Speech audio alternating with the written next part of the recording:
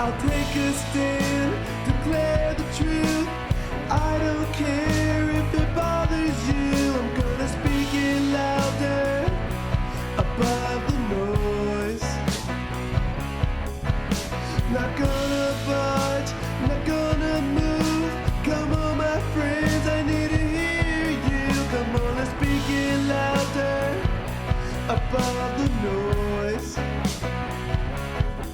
Come on, let's scream it louder with one voice.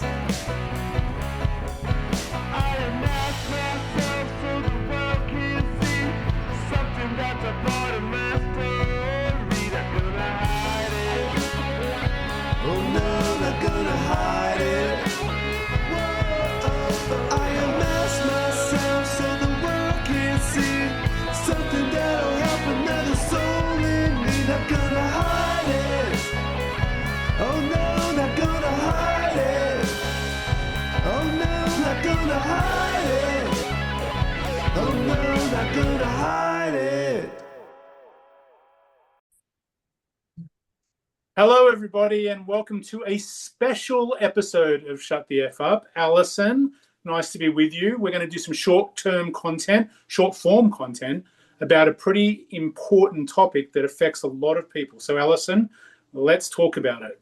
Yeah, let's get into it. So if you don't know me really quickly, I'm Allison DeFranco. I have background in disability rights law, and I also have worked in education, and I have seen this is a hot topic. That's why we're doing a special edition related to the states. So we're seeing a lot of states are putting bans, electronic device bans. So restricting the use of things like cell phones, smartphones, smartwatches, certain tablets, smart glasses, so the Meta Ray-Ban glasses. Okay. Now, those restrictions, this is what's been happening. I've getting a lot of calls. I want to help parents of kids with disabilities. Also, if you're a student with a disability and you're in your teen years and you're also joining your IEP meetings, this is for you to know. Those restrictions, those bans do not automatically erase your right to accessibility. Okay. So this is why we're having this discussion, because I've had so many parents that have raised issues and concerns from all 50 states, different places. Okay, I won't say all 50 states that I've spoken to personally. I have read from all. Yeah. Let's list them out. Woo, 1, 2, 3. Let's see if I can do it in alphabetical order. But yeah, we did want to just come on, do this special edition to help parents understand what is going on as school is starting. Some of you have already had your first meetings or updates to the IEP plans of your child, and it feels like certain things are going backwards.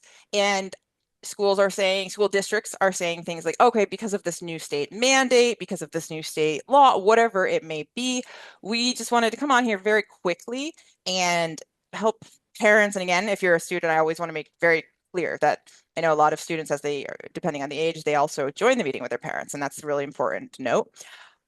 Just that does not automatically mean that a student with a disability no longer has the right to that assistive technology, because that's exactly why we have disability rights protections that are part of our education system. So that's what we're here to talk about. And I just wanted to make sure that parents, you have a couple of questions, you know what you can be asking and going into these meetings and understanding, because yeah, I've heard parents that are really concerned. They've gone into meetings and they have a child. I'm just going to say, I'm legally blind. I don't even have Meta Ray-Ban glasses now. I don't have smart glasses to this day. However, I can 100% see how valuable they would have been in school. Well, listen, I just actually bought a pair of Meta Ray-Bans, and they were at the National Convention for National Federation of the Blind, and they had a stand, and I tried the new generation, and I used them in conferences at the moment to be able to read name tags. And so, just like you said, I think two things here. One, the IEP stands firm above state law, and it's 504 mandate for a disability right that your child, or as a child listening to this, a student, you have the right. And can I just jump in? I'm so sorry. Yeah. Just so we're very clear with our listeners, as so everyone has it. Your IDEA, so which is if your child has an IEP plan or your Section 504 plan. When Murray said state law or restriction, he was specifically talking about these bans on electronic devices. Yes.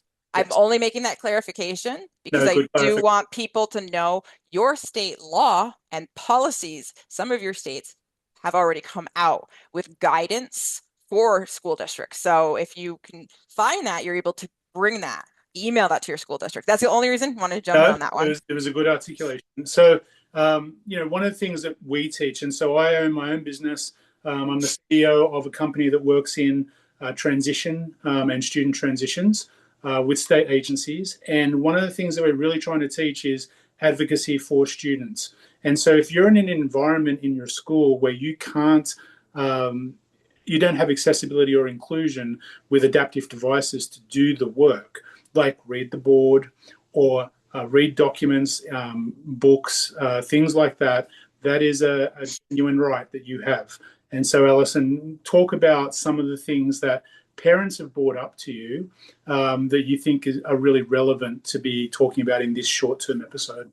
Sure. I mean, we're seeing across disability types, different accommodations that people are students are using these different technology. Now, I do want to quickly say that a lot of people are saying, but why? Why are these bans in place? Just or coming into such a big picture, and they're being talked about around the world as well. In other places, we're seeing this because there's security concerns that videoing, both with using smart glasses, using the phones, smartwatches. I don't know, being legally blind. I do have one, but I don't know how you video with it. I guess recording maybe things that are inappropriate. There's a lot of that. There is concerns that are raised about the fact that students are the distraction of not really paying attention in class. I'm not sure, so but it's really the recording, the privacy element. Okay, so I want to bring that up. That, however, right, this is where it can get confusing. Is a student who has a disability, so say somebody with diabetes and a smartwatch, right? We've seen that there's, and you maybe be able to speak more to that because it's in terms of, I believe it has the tracking information. It's able to track some of the relevant information. Is this? Yes, from a health perspective Yeah. and a general, yep, absolutely. Yeah, in a way that, type 1 And diabetes. alarms for, Yeah. things Yeah. to take care of from a medical point of view. Sure. I also have had with smartwatches, parents of children with autism, bring up how the smartwatch is super important. There's a couple of things that they've have settings for sensory settings that I didn't know about. I mean, I'm learning. This is why these discussions are really important, but also students with autism who may elope. So if you're not familiar with that means, where they may walk off or sort of run off without anyone knowing, it does help the school district know where the child is. Yep. Okay, we have students in the deaf community who there's different technology that they're using to have live captioning happening in a way that, I mean, we back in my day can't imagine. In the same way, I can't imagine some of the things, again, with the smart glasses. So students in the blind, low vision, and other disability types with print disabilities, or however, people learn in different ways because of their different disability types, but to be having the information on the board and have the ability that it's getting read into their earpiece or something from their smart phone, all of this comes up because parents are now going in to their annual meeting to let's say, I'm gonna just call it the meeting. So the individual, the IEP meeting, the meeting that just kind of sets out what are the goals, the measurable results, all of that. If you have an IEP plan, if your child does, and then in Section 504, you'll still have that meeting. It's a little bit different, but same idea for the purpose of this conversation. They're going in and they're being told, hey, our state, by the school district, our state now has a law or a mandate. All students, there's complete restrictions on cell phones, smart glasses, some of them smartwatches, some of them not. So you do need to sort of be prepared that what the conversation may be. And in that, we're also hearing school districts are having these conversations with parents, and for the most part, actually are not being super rude, which I know some parents listening are probably like, really? They're truly saying, hey, we're sorry, we can't do this. This is why you need to know your rights. This is why you need to know your rights as a parent or a student with a disability, okay? Because when they say that, it's very important for you. I want to share 3 questions that I want people to ask right away, which is, can you show me the state law or mandate? Can you show me the school district's policy to implement this? And how exactly is IDEA or Section 504 still applying for my child? Working for my child. Does that make sense to you, Murray? Those are the first three. There's more, but I want to start there. I think that's the basic thing is you have to prove that you can't have those accommodations by school policy and state law. And then you have to ask the question, well, how is my child going to learn, basically, and have the adaptions to learn? And that's a really important question. And chances are they won't know the answer. And so what happens then, Allison? What do you recommend that people do if they're facing that situation? I think that's where being equipped with just that information, asking those questions, being ready to have more knowledge, the most knowledge possibly in the room, again, which is, okay, well, thank you for, letting me know, here's these questions. And my child's IEP included smart glasses or a smartphone last year. It should still, under both federal law and in most states, again, this is where I want people, and we'll talk about this more, not in the special edition in full, but states that have, federal law when it comes to civil rights and disability rights, that's a floor. States can put in more protections. A lot of states do. Okay. That's the floor, ceiling. Also, states that are putting these bands together, a lot of them are putting out information about what and how they're supposed to be implemented or used by school districts. Most of them clearly put in these policies, these guidelines, this information that this, does not apply to students with disabilities who use this technology for their learning accommodations, modifications, etc. Okay. Now, there is definitely something I want to quickly say. This does not mean that a child would have full access necessarily to the device all day if that is not specifically what they need. It is about the individualized needs of a child in the same way it always has been. Now, and I would say the planning as well in the IEP stage is vital. Yep. So if you're going to go into an IEP situation, or if this has happened where your IEP program has been disrupted to a degree from an accessibility or an inclusion point, you need to talk to your child and your student. Actually, they should know how they use assistive technology, and a big part of that is advocacy. So what we really want is people with disabilities in this school system being able to advocate for themselves, being able to articulate how they use assistive technology to the school with your support as a parent. And that has a lot of, I think that has a lot of, really yes, powerful. It does. It's powerful to be able to explain and advocate, and being able to advocate for yourself with your child is important. So have a conversation with your child before you go into that type of meeting, so you understand exactly how they use assistive technology. They understand how they're using assistive technology, and they can articulate with you and your support to the school exactly what they'd use it for and how they use it. That's really important. And you make a really good point, because this applies no matter what age your child is. This conversation, I think, is something, if you're a parent, that parents that have such high respect for all you do to advocate for your child's educational rights. My own experience with my mom was my superhero. But I do think that when a child is younger and you're not going to bring them into the meeting, I absolutely understand that, but that you can be having these conversations. That's part of helping build their skills, no matter what their disability type is. You know your child, you know what conversations or how you can be communicating. And as they get older, again, depending on the situation, the setting, but definitely having them be involved in the process, so that, because there's going to be a transition. There's going to be a point, again, depending on disability type, depending on things. We are very aware of this, but just really realizing that you have this ability, you can really play a key role in helping your child build their advocacy skills, because that's something that a lot of us have trouble with in our disability journey. Yep. And that's really true. We hear stories all the time about masking and faking it till you make it. We don't want our children to be put in that situation. We want our children to learn. We want our children to feel comfortable with their toolkit that they're building to learn. And those conversations are really important to have before you go into that meeting with your child, so you understand, they understand, and you can both articulate that in the meeting. And I think a final point I just want to make in this special edition is, again, if last year your your child had a smartphone for magnification purposes, if they're low vision, if they had a smartphone for the closed captioning, whatever it may be that they had last year, if they had meta glasses last year in the IEP, and the school is saying, because of this new ban, we are now going to have to, what I'm going to call it, old school it, go back to old school technology for the low vision community, and have some sort of handheld magnification device.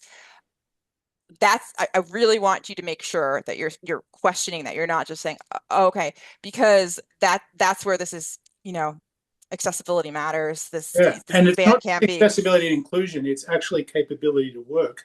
Using a handheld magnifier to do the same thing as assistive technology is going to slow your child down dramatically, and it's going to stop them from working at the pace that they could with their assistive technology in most cases. Well, and 100%. And and I could just say this, is also, and quite frankly, I wish, and I'm sure you wish this too, that I used to feel like I had a neon sign on my head, even though I was in complete denial.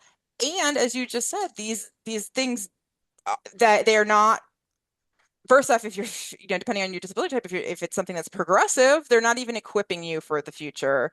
It's really going backwards, and it's putting a neon sign on children where we don't. And you know what? Quite so many things. I mean, I know in law school I had one professor who didn't allow computer laptops, and that's really rare. And that actually, so there's still going to be a neon sign on children in a different way if they've got the Meta Ray-Bans on. But it's still not like when they would hand me the piece of paper that was the size of a football field, or just and so. it's great. I think it's really important to have that conversation anyway, regardless of the IEP school situation. I'm a big believer in joint advocacy and transitioning that advocacy to your child. And that's going to start that conversation earlier in life. Kids that we've seen that have been involved in their IEP program and do understand aspects, from kind of 12 and up especially, that's a great time to start that conversation and involve your child, because they do have to be in that school. They do have to deal with new teachers. They do have to move classrooms. They have this environment that they need to be comfortable in. And so having that conversation with them is great for you as a parent, because you start to understand what their day-to-day is and what their needs are. Yep, exactly. And again, I know that some school districts are very difficult to deal with. And I also feel like I know a lot of parents who are, oh, it was a great meeting. And I, from my own disability type experience, low vision, blindness, I'm kind of like, wait, why did the school bring that up? And this isn't just on this issue. This is like, that's, but the assumption that, well, they're educators, they would know. I'm not trying to in any way devalue our educators, people who work in these fields. Oh, Right. No. Wow. I mean, Yes, so important. But I am trying to say that knowledge is power. Knowing your rights, knowing your child's rights, as you get older, child with a disability, all of that. So that's why we wanted to come on here. We wanted to really changes all the time, right? Technology changes all the time. The Meta Ray-Bans, Apple's about to come out with a different device. This changes all the time, and so it's going to evolve, and you're going to continue to have these conversations. And this is a topic that schools are dealing with on a consistent basis. So you will come across this in your day-to-day with children with disabilities. Sure, exactly. So we hope that we've provided a little bit of guidance and information. Be sure to stay tuned, ask questions. And we can, as this further develops and there's more stories, not just the conversations, we'll be sharing that on here and across our platforms.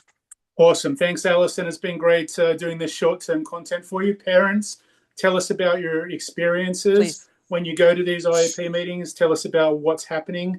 We really want to know, and we really want to help. So thank you so much for listening, and we will catch you in our next episode. And remember, knowledge is power. Knowledge is absolute power. Peace. Bye. I'll take a stand, declare the truth. I don't care if it bothers you. I'm gonna speak it louder above the noise. Not gonna budge, not gonna move. Come on, my friends, I need to hear you. Come on, let's speak it louder above the noise.